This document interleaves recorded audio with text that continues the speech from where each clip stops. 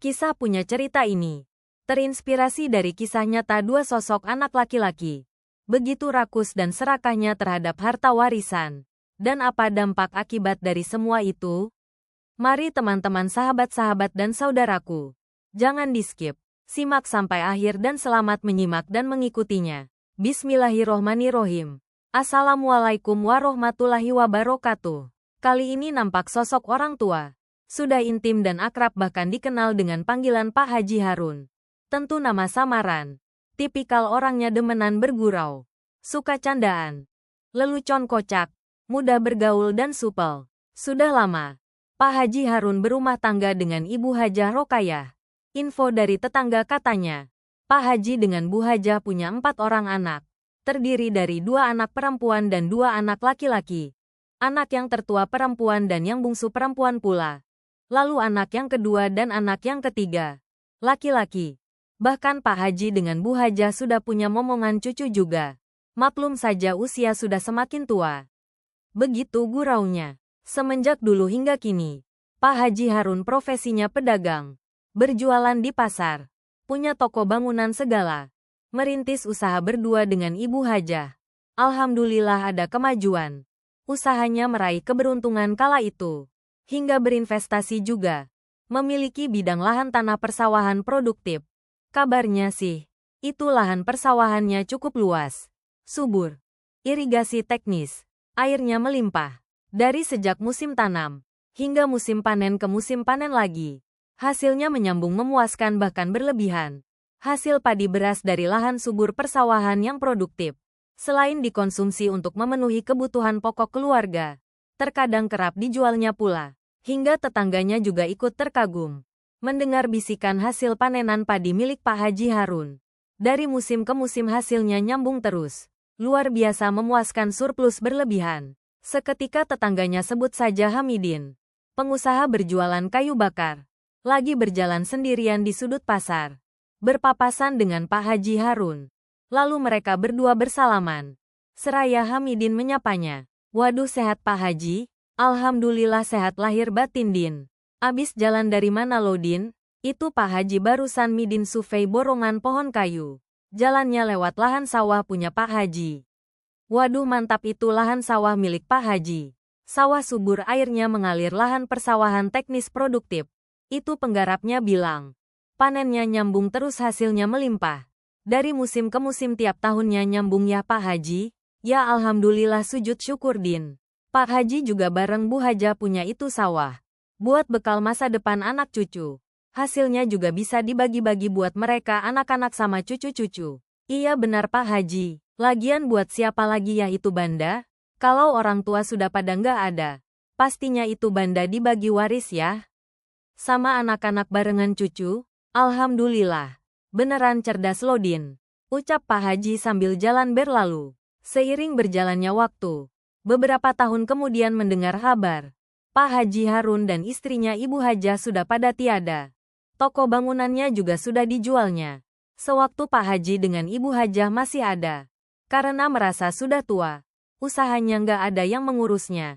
Anak-anaknya jadi pegawai di perkantoran. Bahkan ada yang jadi guru pula, mengajar di sekolahan. Sehingga, suasana keluarga almarhum. Hanya tinggal anak-anaknya sama cucu-cucunya. Apalagi anak-anaknya sudah berkeluarga dan berumah tangga semuanya. Sudah pada punya rumah. Tetapi yang tinggal di rumah almarhum orang tua hanya anak perempuan yang termuda, anak bungsu, dan sudah berumah tangga pula. Berselang beberapa saat kemudian, setelah orang tua tiada, entah godaan dari mana, atau tiba bisikan dari siapa, diam-diam anak yang laki-laki berdua sudah bermufakat, bersinergi mengatur strategi. Persekongkolan berbuat kezaliman. Berencana akan menjual harta warisan. Tanpa seizin dan sepengetahuan dari anak perempuan yang tertua maupun anak perempuan yang bungsu. Jauh-jauh hari sebelumnya, kakak dan adiknya yang perempuan ini sudah agak curiga dan menaruh prasangka buruk. Karena sudah 2 musim, hasil panenan padi lahan sawah tidak mendapat bagian. Tidak ada kiriman. Bahkan sepi-sepi saja. Nggak ada kabar, nggak ada beritanya. Di mana itu hasil panenan lahan sawah? Lantas kakak dan adik yang perempuan ini Penasaran mencari informasi. Pergi ke lokasi lahan persawahan. Nampak tak sabar lagi. Lalu bertanya ke penggarap. Di mana itu hasil panen lahan sawah? Itu sosok seorang penggarap. Gelagapan gemetar diam. Membisu tak mau jawab. Terlihat kebingungan. Lalu usut punya usut. Benar adanya fenomena insiden di luar nalar. Benar terjadi. Yang berujung menyulut konflik berpolemik. Pemecah kongsi antar saudara dalam keluarga. Lahan persawahan yang luas subur dan produktif. Harta warisan peninggalan almarhum orang tua.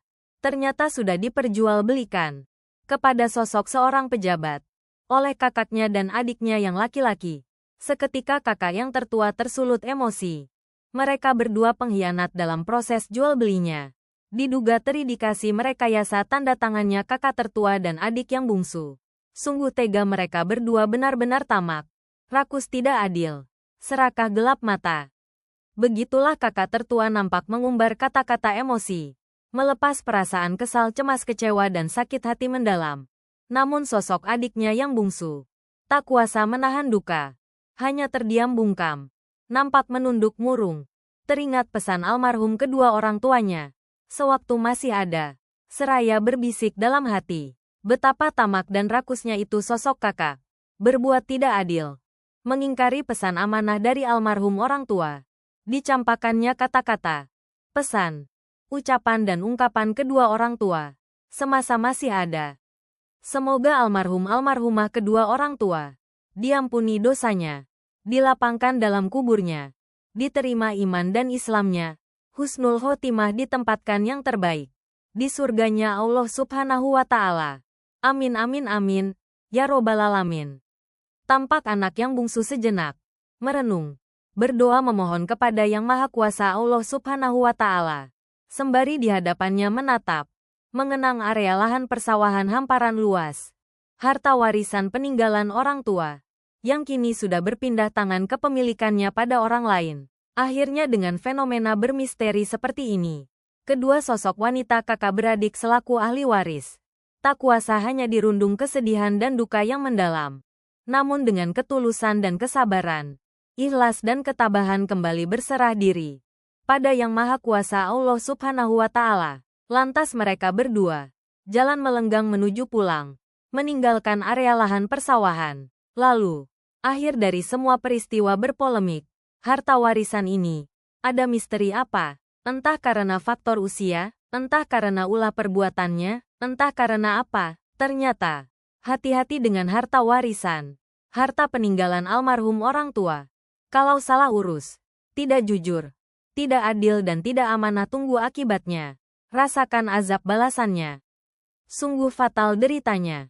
Berselang beberapa tahun kemudian, mendengar kabar dan info katanya, kedua anak almarhum Pak Haji Harun, yang laki-laki itu sudah sejak lama hingga saat ini. Mereka berdua kakak dan adik, lagi sakit parah. Sakit yang aneh berkepanjangan. Sudah bertahun-tahun berobat secara medis dan alternatif namun tak kunjung sembuh. Kondisinya amat tersiksa. Terbaring di balik kasur. Katanya sakit gangguan pada saraf otot tubuh. Akibat dari stroke, gejala kelumpuhan. Dan yang satunya lagi, kakak yang laki-laki. Penyakitnya kadar gula diabetes. Kronis, komplikasi yang menyebabkan gejala kebutaan. Sungguh kasihan mendengar kabar berita infonya. Apalagi bila menatapnya. Kagak tega, sehingga setiap hari raya berlebaran, terasa hampa. Menyambut hari raya kemenangan sesama sanak saudara dan keluarga bersilaturahim. Hanya cerita belaka. Tak mampu berdiri apalagi berjalan. Tak kuasa menahan kesakitan, mengurai air mata. Menangis merintih menahan rasa sakit. Derita berkepanjangan. Sungguh tak sanggup, tak kuat dan tak berdaya dibuatnya. Mohon ampun ya Allah. Lantas apa kata keponakannya? Mendengar kabar kedua pamannya menderita sakit berkepanjangan semacam itu. Waduh, sungguh kasihan itu si Om. Buru-buru bertaubat nasuha bro. Semoga segera sembuh. Berhati-hati dengan harta benda warisan dulur. Bisa berbalik menerkam dirinya sendiri bro. Begitulah ungkapan dan komen di antara keponakannya. Sesungguhnya bagi umat muslim, sudah lengkap dan jelas. Hukum waris di dalam Al-Quran dan hadis Rasulullah Shallallahu Alaihi Wasallam mengatur pembagian harta peninggalan kepada ahli waris. dengan ketentuan khusus bagi laki-laki dan perempuan.